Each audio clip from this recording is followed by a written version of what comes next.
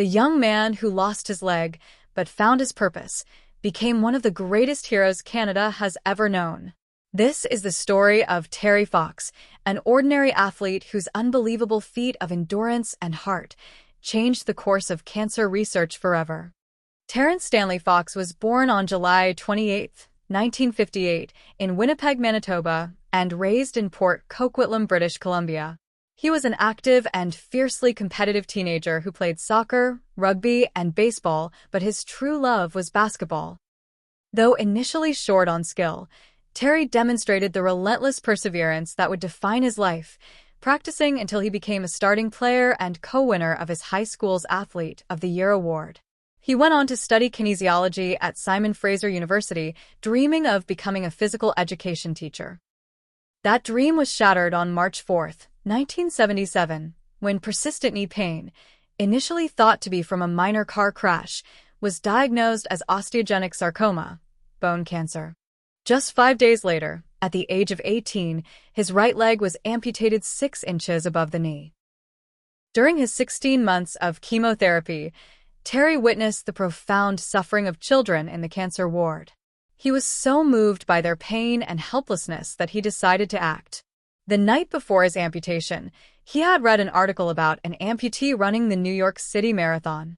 This planted a seed. Driven by a simple, profound goal to end the suffering he had witnessed, Terry envisioned the Marathon of Hope. His plan was not just to run a marathon, but to run a full marathon distance, 42 kilometers, 26 miles, every single day until he had run across Canada. His financial target was simple yet ambitious: to raise $1 from every one of Canada's 24 million citizens at the time. He trained for 18 months, covering over 5,000 kilometers in preparation, perfecting the unique, hopping gait necessitated by his artificial leg. He was determined to prove that cancer patients were not quitters.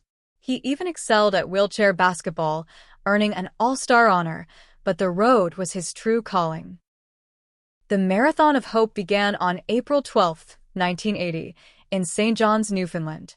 Terry dipped his artificial leg into the Atlantic Ocean, symbolizing the start, and filled 2 bottles of seawater, intending to pour one into the Pacific Ocean upon his triumphant finish. For the first few months, the run garnered little attention. Terry, accompanied by his high school friend, Doug Alward, who drove the supporting camper van donated by Ford, ran in near anonymity, often battling the unforgiving Canadian weather.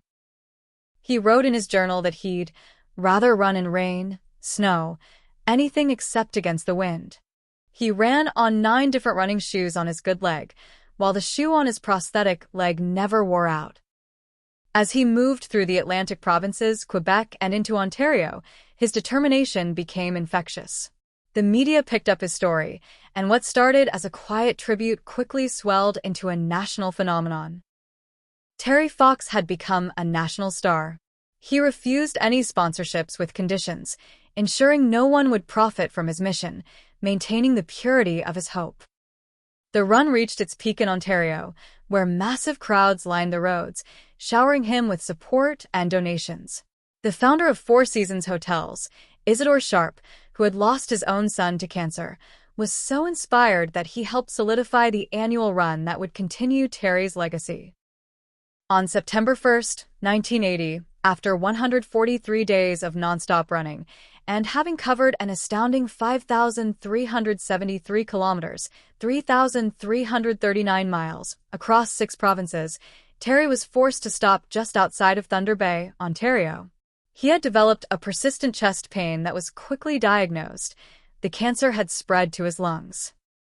The nation was heartbroken.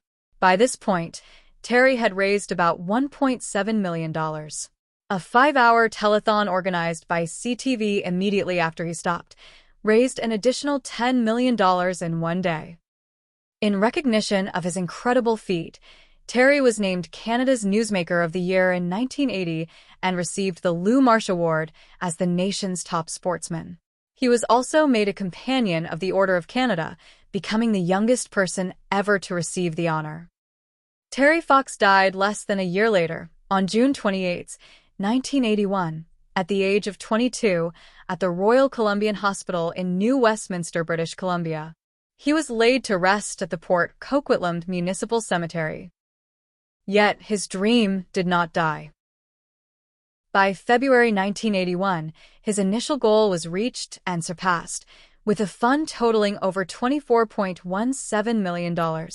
The first annual Terry Fox Run was held in September 1981, and it now involves millions of participants in over 60 countries. To date, the Terry Fox Foundation has raised over $850 million for cancer research. The boy who loved basketball became a running legend, proving that his hope was a powerful and eternal force.